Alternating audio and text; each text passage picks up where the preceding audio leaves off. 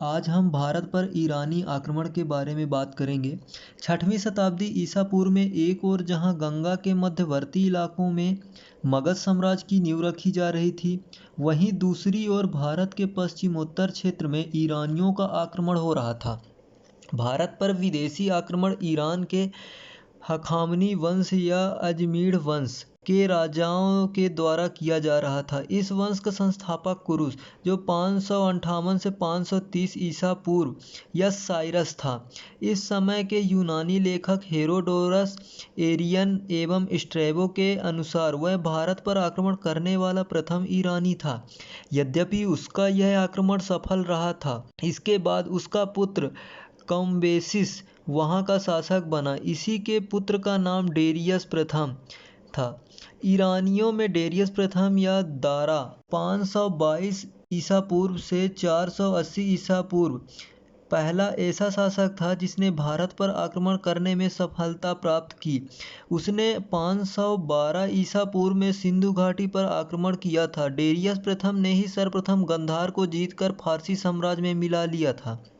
Darius प्रथम के इस अभियान की सफलता का उल्लेख हमें बेहिस्तून, पार्सिपोलिस और नक्शे रुस्तम अभिलेखों से मिलता है। इतिहास के पितामह हेरोडोटस ने इस विजित भारतीय भूभाग को फारसी साम्राज्य का 20वां प्रांत कहते हैं। इसके अनुसार इस प्रांत के दारा को 360 टैलेंट स्वर्ण धूलि की आय होती थी। डेरियस प्रथम के पश्चात अरक्सीज 486 से 465 ईसा पूर्व ने जीते गए भारतीय प्रदेश पर अधिकार बनाए रखा। बाद में उनके उत्तराधिकारी यूनानी शासक सिकंदर को पराजित हो गए। भारत पर ईरानी आक्रमण के कई महत्वपूर्ण दृष्टिगोचर हुए, जिनके आक्रमण में समुद्री मार्ग की खोज व विदेशी व्यापार को प्रोत्साहन मिला। इसके परिणाम स्वरूप भारत में प्रांतीय शासन का सूत्रपात हुआ। प्रांतों को क्षत्रपी तथा उस पर शासन करने वाले को क्षत्रप कहा गया। इस प्रकार क्षत्रप प्रणाली का प्रयोग शब्द में शक तथा कुषाणों ने किया। फारसी राजाओं ने महाराजाधिराज, परम दैवत, परम भागवत जैसे उपाधियां ग्रहण की। मौर्य काल में दंड के रूप में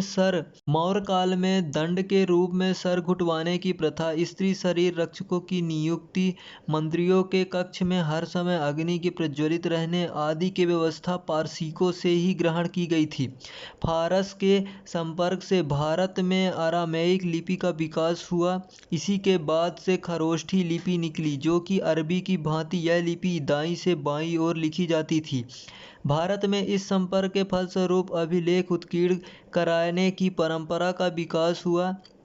अपने अभिलेखों के माध्यम से अपनी बातों को आम जनों तक पहुंचाने वाला भारत का पहला शासक अशोक सम्राट था। उसने अभिलेख जारी करने की परंपरा फारस के शासक डेरियस प्रथम से ही मिली थी। उसने भारत के विभिन्न स्थलों पर अपने जो स्तंभ लगवाए थे, कुछ विद्वानों के अनुसार उन पर की गई पॉलिश और उनके घंटाकार शीर्ष पर भी ईरानी प्रभाव था। भारत और ईरान के संबंध के कारण यह ईरानी मुद्रा प्रचलित हुई। फारसी स्वर्ण मुद्रा डेरिक तथा रजत मुद्रा सिग्लोई कहलाती थी।